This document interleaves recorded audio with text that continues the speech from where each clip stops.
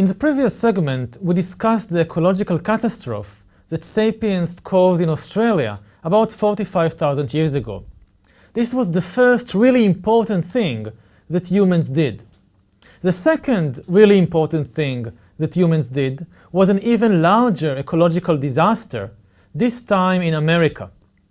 Homo sapiens was the first and only human species to reach the Western Hemisphere, the continent of America, arriving there about 16,000 years ago, that is, on or around 14,000 BC. From here onwards, since I'll be talking most of the time about events not far removed from our own day, I'll give most dates in the familiar BC AD format and not in years before the present. The first Americans arrived on foot, which they could do because at the time sea levels were low enough so that a land bridge connected northeastern Siberia with northwestern Alaska. Sapiens arrived in Alaska probably in pursuit of large game animals such as mammoth and reindeer, which moved between Alaska and Siberia, so also humans went after them. From Alaska, they later spread down the continent of America. Even though originally the sapiens that reached America were adapted to hunting large animals in the Arctic, they soon adjusted themselves to an amazing variety of climates and habitats and ecosystems. Descendants of the Siberians settled the thick forests of the eastern United States. They settled the swamps of the Mississippi Delta, the deserts of Mexico, the steaming jungles of Central America, and the open pampas of Argentina. And all this they did within about just 2,000 years. By 10,000 BC, sapiens already inhabited the most southern point of America, in southern Argentina and Chile of today. This human blitzkrieg across America testifies to the incomparable ingenuity and unsurpassed adaptability of our species of Homo sapiens, because no other animal had ever moved into such a huge variety of radically different habitats so quickly without undergoing any significant genetic mutation and evolution. There are types of animals which you can find in all these various habitats like ants, but it's not the same ants. Ants in the deserts of Mexico are different from ants in the delta of the Mississippi or from ants in the pampas of Argentina. It took millions of years for ants to conquer all these different places and get adapted to them. Sapiens did it in 1,000 or 2,000 years without undergoing any significant genetic mutations and evolution. The American blitzkrieg not only testified to the ingenuity of Homo sapiens, but also left behind a very long trail of victims. The American animals 16,000 years ago were much more varied than today. America, if you went back 16,000 years ago to America, you would have found a very much more varied kingdom of animals than you find in America today. When the first humans marched down from Alaska to the plains of Canada and the western United States, they encountered there mammoths and mastodons, these big species of elephants. They encountered there rodents the size of bears. Herds of horses and camels grazed in the Great Plains. There were oversized lions and dozens of large species which are very different and from anything we know today in America or anywhere else in the world. For example, America contained back then fearsome saber-toothed tigers with very, very long and sharp teeth. North America contained many species of giant ground sloth that weighed up to 8 tons and reached heights of up to 6 meters. And this was all in North America. South America at the same time hosted an even more exotic collection of large mammals and large reptiles and large birds. Within a few thousand years, however, after the sapiens arrived, most of these unique big creatures disappeared. Most of the unique species of large animals in America disappeared. According to current estimates, within that short interval of 1,000 or 2,000 years, North America lost about 34 out of 47 genera of large mammals. South America lost 50 out of 60 genera of large animals. And we are speaking here about genera, not about species.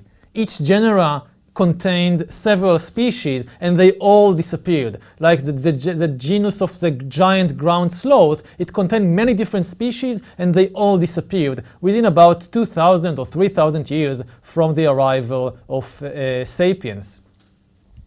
As the saber-toothed cats, for example, saber-toothed tigers, that flourished in America for close to 30 million years, these big tigers with long sharp teeth, they disappeared within 1,000 to 2,000 years from the arrival of Homo sapiens on the scene, the new top predator, the new top dog of the neighborhood.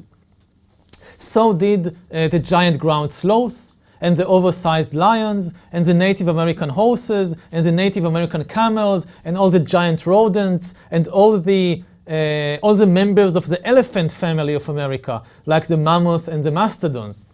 In addition to these big animals, thousands of smaller species of smaller mammals, reptiles, birds, even insects and parasites disappeared, went extinct with the big animals. For example, when the mammoth died out, all species of mammoth parasites, like mammoth fleas and mammoth ticks, they also followed the mammoth to oblivion. If we combine the mass extinctions in Australia and America, and we add the smaller scale extinctions that took place as Homo sapiens spread from East Africa to other parts of Africa and Europe and Asia, we can conclude that this first wave of sapiens colonization of the world was one of the biggest and swiftest ecological disasters to ever befall the animal kingdom. Hardest hit of all were the large terrestrial mammals, the creatures which are closest to Homo sapiens, most similar to Homo sapiens, which is also a terrestrial large mammal. They suffered the hardest hit. As the more similar you were to Homo sapiens, the less chance you had of surviving.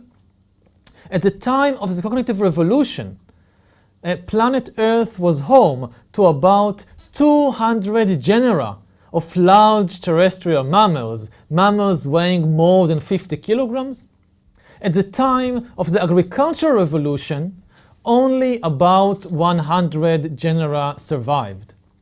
This means that Homo sapiens drove to extinction about half of the planet's big terrestrial mammals long before we invented the wheel, or writing, or iron tools, not to mention modern industry and modern weapons. Already before the agricultural revolution, if they held a competition, who is the deadliest species ever? Who is the species that caused the most extinction of other species? Homo sapiens would have easily won this competition and won the gold medal long even before the agricultural revolution. This ecological tragedy, the extinction of many different species in a short time, was restaged in miniature countless times after the agricultural revolution. The extinctions did not stop when sapiens became peasants and herders. It continued. The archaeological record of island after island tells the same sad story in the years after the agricultural revolution. After the agricultural revolution, there were no more new continents that sapiens could discover and settle except for Antarctica. But there are still many islands which hunter-gatherers never managed to reach, like Madagascar, And they were settled for the first time by farmers, by peasants, by shepherds. And whenever these farmers reached a new island, the same tragedy that happened in Australia and America with the arrival of the first sapiens happened again on a smaller scale. A smaller scale simply because it was a small island and not a big continent. Again and again we find this tragedy opening with, say, an island containing a rich and varied population of large animal, but without any trace of humans. This is scene number 1 of the sapiens tragedy. And then you have scene number 2. Sapiens appears on stage. We have evidence for the appearance of sapiens in the archaeological record. Say we find a human bone, or we find a spear point, or we find some piece of pottery. This is scene 2, sapiens appears. And then quickly follows scene 3, in which men and women occupy alone the center of the stage, and most of the large animals that we saw in scene 1, along with many of the smaller animals, they are all gone. One place when we can see this kind of tragedy happening is on the large island of Madagascar, about 400 kilometers east of the African mainland. In Madagascar, which was remote from the African mainland, so it was disconnected from what was happening in Africa, for millions of years there were evolutionary processes on Madagascar, isolated from all the rest of the world, which produced a very unique collection of animals. Most notable among them was the elephant bird, the largest bird ever perhaps. It was a flightless bird, it couldn't fly. It was 3 meters tall and it weighed about 500 kilograms, half a ton. This was the largest bird ever in the world. Also notable were the giant lemurs, which were the globe's largest primates ever. The lemurs, a kind of primate in Madagascar, the biggest of them were larger than gorillas. These giant lemurs and the elephant birds and many other unique animals that existed on Madagascar for millions of years suddenly vanished about 1,500 years ago. This is around 500 AD. Precisely when we have the first evidence for humans arriving to Madagascar. Similar ecological disasters occurred on almost every one of the thousands of islands that you can find in the Pacific Ocean, in the Atlantic Ocean, in the Indian Ocean, in the Mediterranean, even in the Arctic Ocean. We have these tragedies, these island tragedies, repeating themselves one after the other.